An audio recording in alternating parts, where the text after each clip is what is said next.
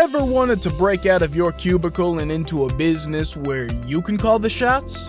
iFix is looking for passionate self-starters interested in a franchise opportunity in the booming electronics repair industry. At iFix, we help reconnect people to the devices that they rely on so that they can get back to what matters most. This is a big responsibility, and from the moment you join our family, our franchisees are provided with the resources and support to bring affordable and convenient electronics repair to your community. Did we mention that with amazing partners like Samsung and Google, iFix franchisees also have access to the highest quality parts and personalized training out there, as well as specialized tools? It's true. And it's also easy to visit ubreakifix.com/franchising and learn more about your big break at your very own iFix.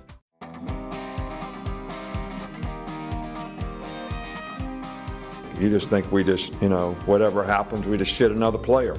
And everything's going to be perfect. All of our fans think that. You all think that. That's what you write about. You don't want to be here. There's a specific reason. Not really, I think we did a poor job recruiting. If guys are coming in and immediately walking out the door because it was something different than what they thought it would be. We lied to them during recruiting, or we sold them on a dream that wasn't true. Yeah, right now we have the atmosphere of a JC softball game. That's what we are, a JC softball team. As long as, it's not whether you win or lose. It's like the team that wins is the one that has the most fun. That crap like that. All this stuff that's contaminated America, where they give every kid a trophy and they don't keep scoring Little League anymore. Now, that's also a second in the West, baby. Yes, sir. Hey, I don't like it. It's the only time we're ever getting excited about second. From now on, it's first, okay? Winning the SEC probably is harder than winning the national championship. Do you know that? Well, how about them fucking dogs? My language. Turn that damn jukebox on!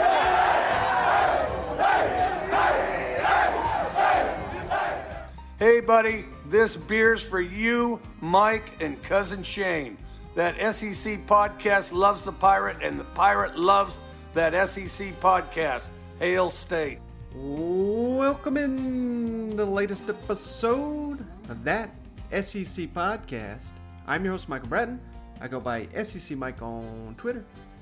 And I'm flying solo, finishing out the weekend strong. Didn't want to leave you guys hanging because we had a lot of news here in the SEC. Want to get right to it. And I want to start with something that I opened the last podcast. Some really good news out of Athens, just real quick. Jermaine Burton. There was an injury scare last time I was recording. Didn't know what was going to happen with that, so wanted to keep you guys updated. Latest news, according to, I can't remember if it was 247 or Seth Emerson there of The Athletic that reported it first, but Jermaine Burton hyperextended his leg, going to miss the spring, but should be completely fine for the season. And that's just a huge relief for them Bulldog fans.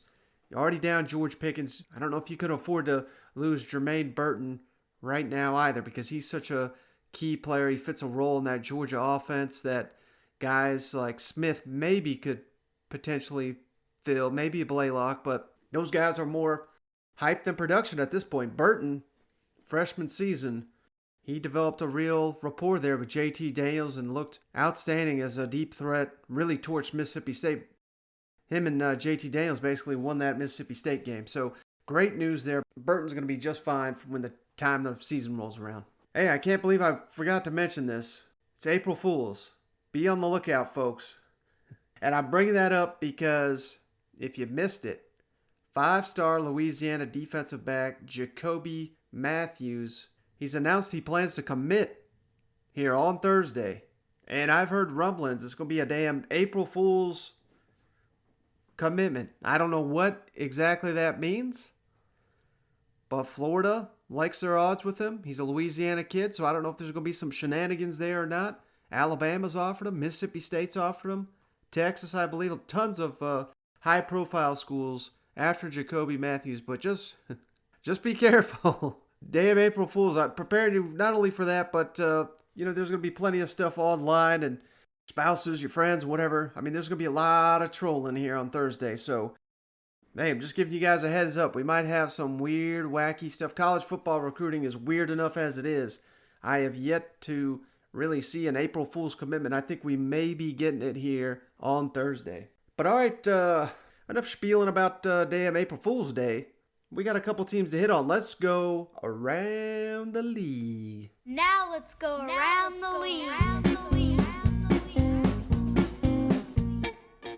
My daughters said something about me wearing a visor and need to put on a hat because I'm getting bald. So I'm going to wear a hat from here on out. I mean, if you look over the next 6 years, I think we played Miami 3 times, Florida State 6 times, South Florida 3 times, Mississippi State once. So who's the SEC teams? I mean, I think it's an injustice for the kids. We should mix those games up, and you should, play more teams from the West. Why don't you start calling around and see if you can get somebody else to play us, and we'll play them. We'll play anybody you can get to play us. In Louisiana, hold on a second. Hey guys! Hey! I'm having a press conference, okay? Thank you. All right, so I wanted to start here in Lexington, where Kentucky just held their pro day. A bunch of pro days here around the SEC. LSU, Florida, Alabama.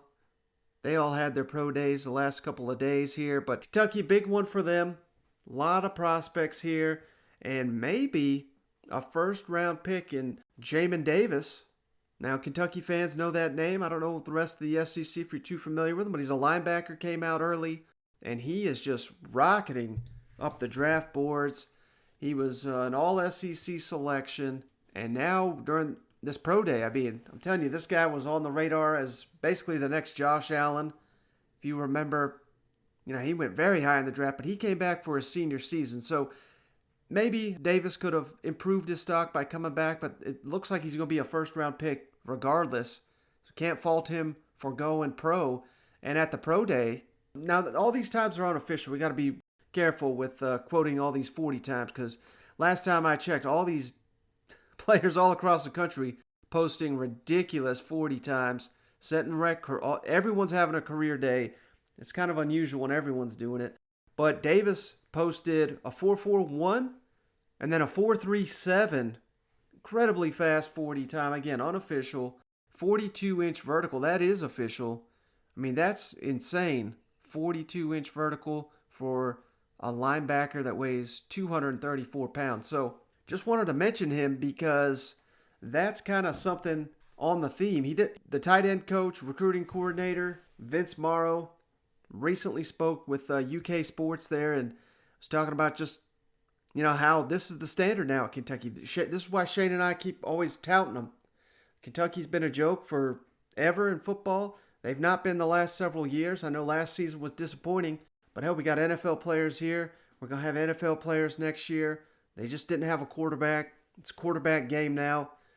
Will they have one next year? That remains to be seen, but really like these comments from Vince Morrow. So let's kick it over to the Kentucky tight ends coach. So NFL liaison coming up this week. How exciting is that? You know why I'm excited? Because I remember when we first got here, and I don't know how long, I think you guys have been around, people were taking shots because we were getting all these 4 or 5 stars. Like, oh, well, they ain't got nobody going to combine. And I think, I normally don't respond to like critics, but I was like, just wait till next year. Because I knew, now don't get me wrong, we had like Bud, Sedarius, but we was only having like 2 guys go to the combine, guys getting drafted. But I knew from that 14 class on that when they became seniors and when they became, and that 15 class became seniors, that we would have guys going to the combine. Dude, just look. This year, we probably out of, I don't know how many college teams it is, but we in the top 10 of guys, of guys going to the combine. 2018. We had 8 or 9. This is here to stay because this is the way we recruit and we develop. But trust me, it's not a fluke when you're gonna see 32 teams in here Wednesday. That's here to stay because we always gonna have some top guys. I mean, everybody tripping, even guys on the staff, and I was saying, I think Josh is going to go in the first round. Yeah. And I even said Fats was going to go in the first round. They're like, what? Now we starting to see. But what gets lost in the shuffle is when teams are built in the NFL, it's always them second and third day guys. And we will have about 4 or 5 guys drafted on them days too. Mm-hmm. So I'm excited. It's a compliment of our strength staff who don't get enough credit for the way they built guys.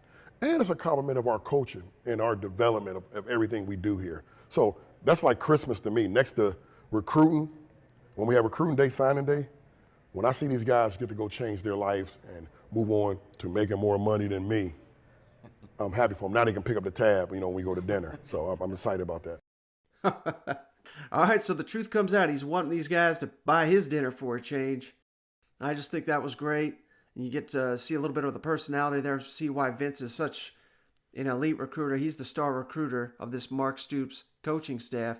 But it's rubbing off on old Mark Stoops. I mean, this is a guy that, if you listen to this show, you listen to his pressers, more often than not, he's kind of reserved. He's not sharing too much information and keeping things close to the vest during the season. Now we're in spring football. These coaches let loose a little bit. Speaking of April Fools, he jokingly mentioned Davis is taking after his coach. Formed much like a Josh Allen, coming in with a lanky frame and putting on all that muscle. I mean, you can't even really call it weight because, there's not an ounce of fat on that guy. It's putting on a lot of muscle. Reminds me a lot of myself. Big joke there. Don't be making fun of me on that. Yeah. It deserves a follow-up. Yeah, that's right.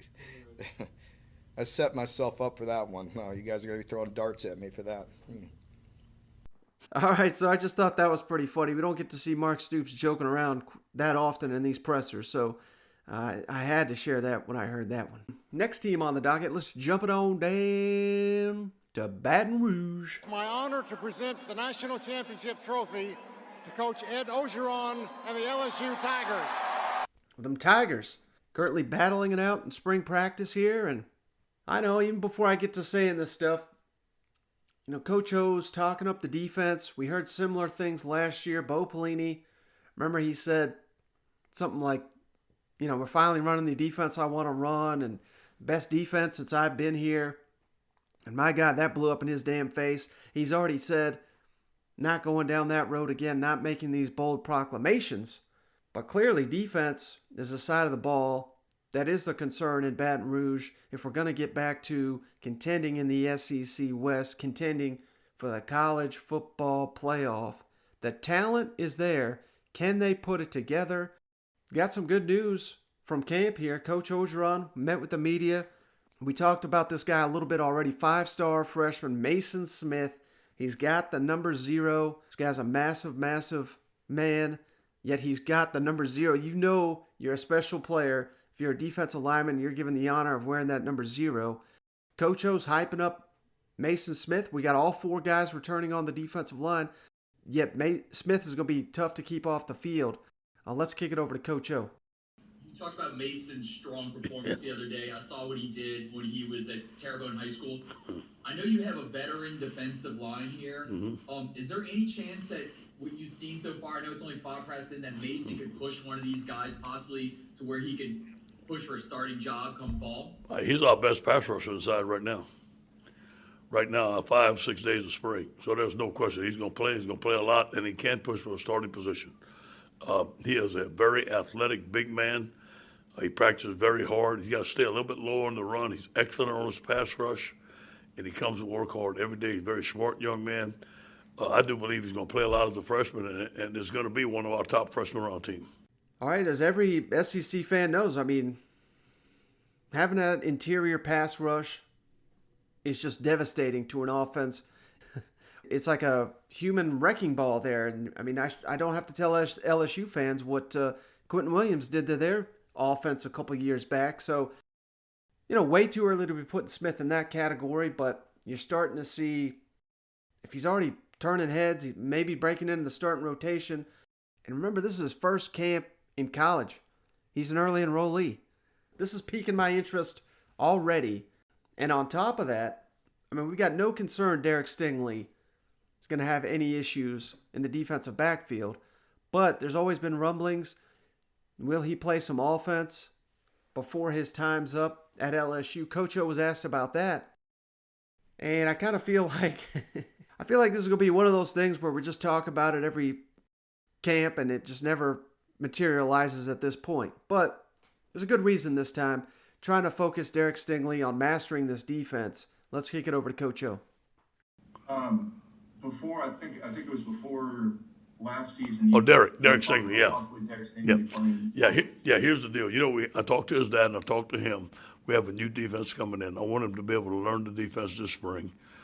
And, obviously it's a lot of the same things for the corners. Yeah, you either in press man or you're in zone. But he wanted to be able to master the defense before we even think about moving them to offense. That's something we're going to discuss this summer before camp. All right, so like I said, Stingley going to be focusing on the defense like he has the entire college career. This is probably the right move. I mean, LSU could certainly, you can never have enough weapons on offense because you're always an injury or 2 or 3 away from, having real problems on any position group really. But like I opened, I mean, the defense here has got to be the unit that the season's basically going to hinge on. And when you're bringing in a new system, you're bringing in a defensive coordinator that I don't know has got a ton of experience calling plays, but he does come from the NFL coaching defensive backs. I mean, Stingley is probably going to want to absorb everything he can from Durante Jones because that is going to help him when he more than likely declares for the NFL draft right after this season. So soak up that knowledge. Don't split his time on the offensive side of the ball. Really doesn't make sense when you got confidence. I mean, they've got so much confidence in their receivers and quarterbacks that they've got, they go 5 deep at each of them. So do we really even need Derek Stingley on the offensive side of the ball? And are we putting him in a position where we may be wearing him out if he's trying to play both ways? Certainly he's not going to, even if he does one day play offense, which seems questionable at this point. I understand he's not going to be starting on offense or anything, but I don't know. It just seems like, man, he's probably a top 5 pick in the NFL draft on defense. Probably don't mess with that. You know what? All right, final thing on LSU here. I want to give a shout out to Brody Miller of The Athletic. I just recently read an article he had on Jay Ward, who his career there at LSU got off to a rocky start last season. He was one that got abused in the season opener, Mississippi State game. Fans kind of turning on him a little bit, as, fans tend to do when someone struggles on the field. But some very unique circumstances there. Ward was hurt, and if you recall, this was Stingley the night before the game, had to go to the hospital, and there was other injuries in that Mississippi State game. They had to throw Jay Ward in there. He wasn't ready. He was limited, and he got abused, and he didn't play the next couple of games either. And, a lot of players would have folded, but instead he rebounds, he blocks the field goal at Arkansas, and towards the end of the season, I mean, he was lights out, and now they've shifted him to safety, and he's listed as a starter in the defensive backfield. Again, playing for a coach that comes from the NFL, that knows, the defensive backs and what they can and can't do. So let's kick it over finally to Coach O on Jay Ward, because it sounds like, this defense, they got all the pieces to have a good defense. Now they got to figure out where they fit and get them adjusted to the new defensive system. Hey, Adam, and ask you to look back to last fall a little bit. I mean, Jay Ward seems like he's kind of been a rising guy this spring. I mean, looking back, he was a guy who kind of got blamed a lot for some bust, but I'm curious how much of that was him making mistakes and how much of that was safeties. I wasn't sure kind of looking back. Yeah, I don't want to go there because, let's blame it on me. Okay, that's it. I'll take the blame on that. I think that. Well, then I guess in that case, what are you seeing with Jay Ward? Yeah, well, we always, look at the game he had in Arkansas. Look at the wherewithal he had to play, made that play in Florida. When he was called upon last year, he played very good. And I thought that he made some outstanding plays there, and he showed a lot of versatility. He showed a lot of awareness. And, we moved him to safety, and they just think he's a natural back there. Obviously, he's a good corner. He's a good nickel. But I think it's more of a position of need. We're happy to see that someone can go back there and do the job, and he has work to do. But I think, like you said, Jay Ward last year, at the end of the season, an up-and-coming great player. I think he's going to be a great player for us. All right, so there you have it from Coach. And like I said, started off with that. I've heard all this before. So, everything with a grain of salt here. But I don't know. I'm liking what I hear from LSU. The more spring goes along, the more I'm liking. And the more I got LSU trending up in the SEC West.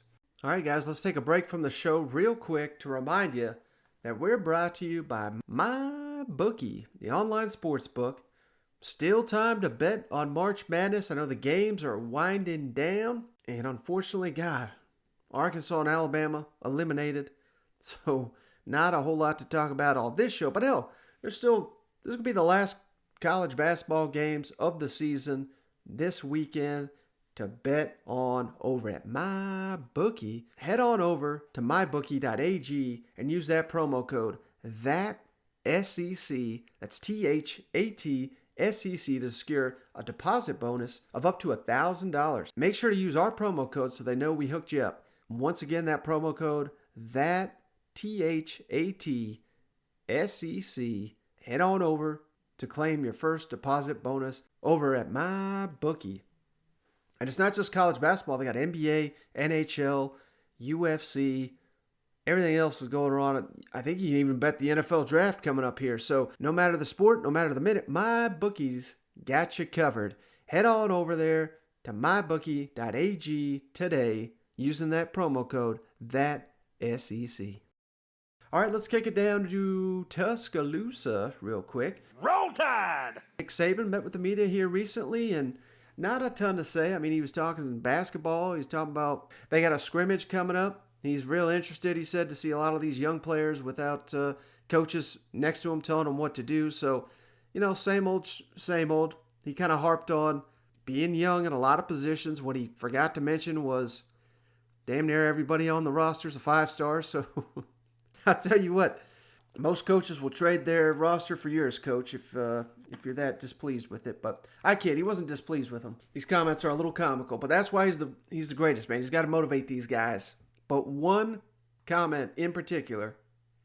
Now, I was dead wrong last year when I thought, I never try to hide from my terrible takes, so I'll bring them up as much as I can. Devonta Smith, didn't think he was anywhere near as good as he was going to be.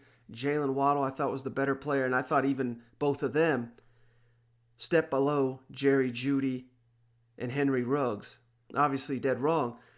But now you got to replace Waddle and Smith, obviously. So, again, we're replacing them with a bunch of 5-stars, but for the most part, some inexperienced guys, and Mechie is not going through the spring, as Coach Saban says here in just a moment. But so that's with the system that Alabama has now. I know they're loaded at running back. They've got talent on the offensive line. Questions, I don't even know if it was a question, but again, inexperience with Bryce Young out there at quarterback. Haven't seen a ton of him, and from what we have seen, I mean, he's not embarrassed himself. It's almost comical, the expectation these guys have in their first season, no spring and all that went into it last year. But, he didn't necessarily wow. Now that he's got 2 more camps before the season gets here, he probably will this season. But Saban is still questioning, what do we got in these receivers? And he, put it pretty bluntly, I don't know if he's got the speed that he's happy with after having some of the guys he's had in recent years. And hell, he also dropped one hell of a line here. So let's kick it over to Coach Saban. You've talked in the past about, the wide receiver position being kind of like a basketball team. Do you find that you have that balance a lot more this season after bringing in 2 big guys? It seems like you have kind of more balance in the size of your receivers. But I wouldn't trade the guys that we've lost the last 2 years for anybody. Probably all of them first-round draft picks. So I don't know that anybody that's here right now has earned the right to be a first-round draft pick. Maybe Jonathan Mechie, and he's not really practicing this spring, so I'm not really counting him. So these guys all got to prove themselves. And, I think speed kills on the football field, and on the highway. So I love to have speed guys. We have some big guys, but we got to get some speed guys too. How about that? Speed kills on the highway and the football field. Oh, man. Even Saban's got the jokes. You know it's April Fool's when Saban's dropping gems like that. So, hey, that'll be something to monitor as Alabama's camp rolls on. Who develops at that receiver position, and particularly with that speed that Coach Saban here is dying to see. All right, let's kick it on down to Fayetteville. Woo pig! Arkansas is hosting another open scrimmage this weekend. That's 2 now. And how great is that? I mean, we're living in a time where these damn coaches are afraid to show anything and everything like it's some kind of huge secret where they're going to lose every game if an opposing coach gets clued in on what the hell could be going on. Now, we've seen first-year coaches, they tend to open it up to generate that fan buzz, which I support. But then as the years go on, maybe these guys get more and more guarded. We're seeing the opposite here with Sam Pittman, which I love. And, this is just the latest sign that Sam Pittman gets it. Not only is he an excellent coach, but he's an excellent, salesman, if you want to call it that. Salesman is maybe not the right word, but promoter of the program. I mean, he wants Arkansas fans, look what you just did in basketball. I know it was disappointing, but hell, you made a hell of a run. Second-year coach, trying to capitalize on that momentum. He's going to be opening up all these scrimmages. You're going to have fans in Razorback Stadium. You're going to have recruits there. It would be just so stupid to close this thing up. So I love that he's opening it up. And on top of that, he's doing it for a very specific reason. I love this answer. So let's kick it over to Sam Pittman, who was recently a guest here on the Paul Feinbaum Show, talking about the quarterbacks and, maybe a little bit of added pressure with the stadium opened up for a scrimmage.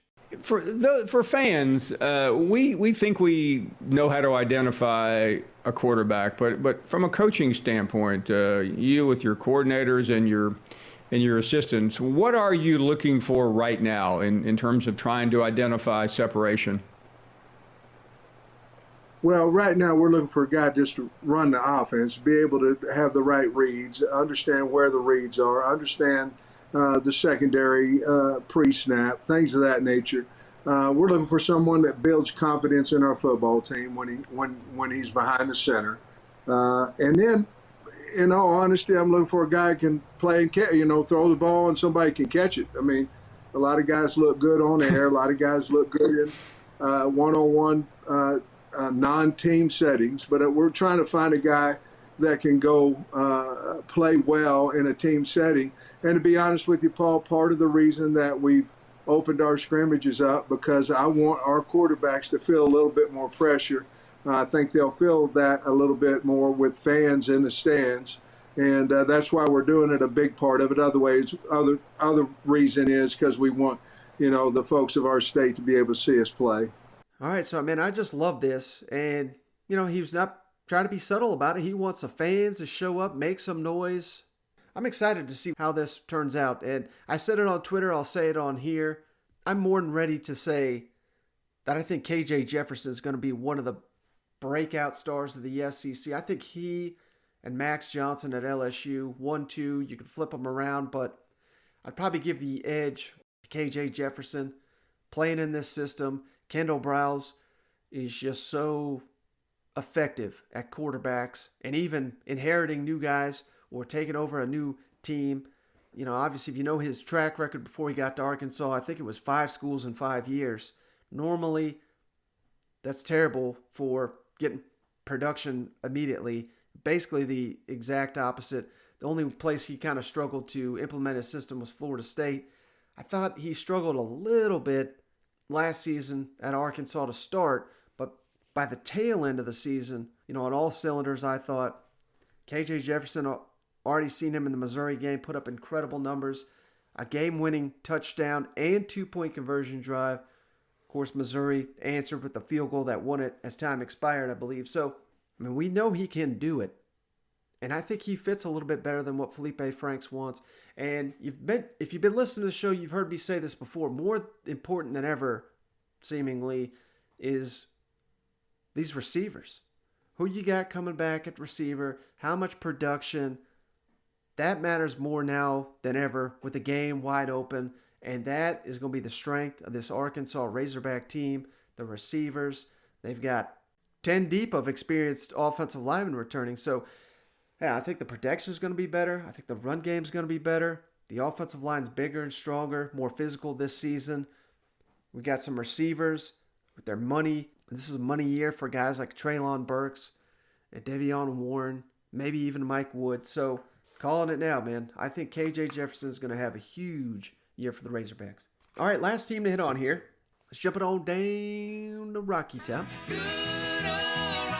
where defense coordinator Tim Banks, receivers coach Cody Burns met with the media here. I'm only going to play some clips from Cody Burns here, former Auburn receiver coach. Was hired by Josh Heupel down there at UCF before Heupel took the Tennessee job and brought Cody with him. And I don't know how many people, obviously Auburn people know the story, but Cody Burns played for Auburn, went to the school to play quarterback, played actually for the Tigers as a quarterback, and then I believe it was his junior season switched to receiver. So pretty unique to do it that late in your career to switch like that. But he managed to do it, and not only do it, but now he's a coach, coaching the position in the SEC. So pretty unique. And he's got a couple guys on his roster, Jimmy Callaway, Jimmy Holiday, 2 breakout candidates for the Vols. And why I mention those guys specifically, because they came to Tennessee. They were high school quarterback. Now, they were the type where, I know Holiday was from Mississippi, Callaway, I think Georgia. A lot of what high school football is now is just get best athletes' hands and just let them loose. And that's kind of what we have in these two guys. So they're still learning that receiver position after being quarterbacks in high school. And what better way than to learn from a guy that's done that same transition? Tennessee is going to need all these receivers to step up this year. Given this new offensive system, Tennessee is going to probably play 12 receivers this year. So you can't have just Jalen Hyatt and Velus Jones Jr. making all the plays. So we need the Jimmies to step up.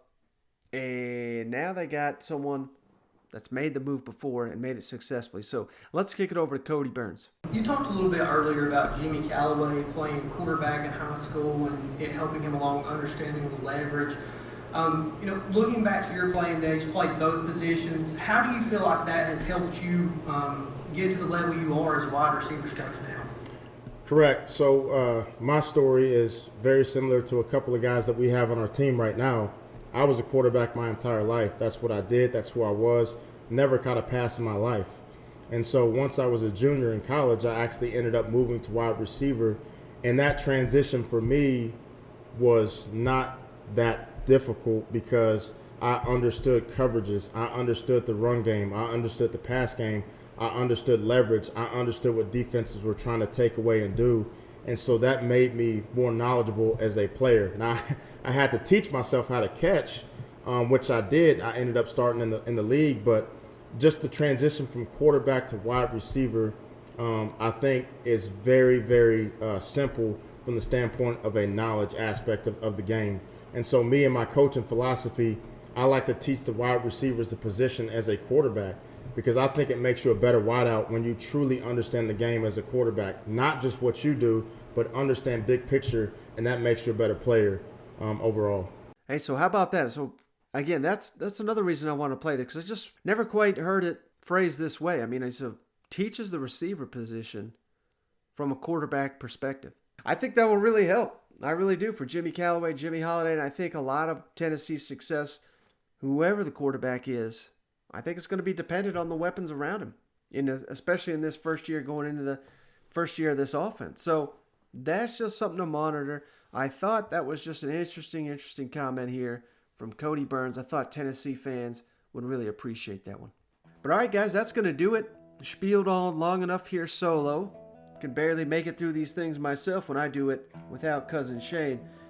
He'll be back on the next one, hopefully. No promises. I've learned to stop making promises about Cousin Shane's availability here. But hey, if you made it this far, don't forget, leave us that 5-star written review on the Apple Podcast app. Remember, they got to be the 5-star written review types, and send those on over to that SEC podcast at gmail.com, or send it over to hit me up on DM SEC Mike, or the podcast DMs, that SEC podcast, and we're happy to send you a beer koozie of your choice just for doing that.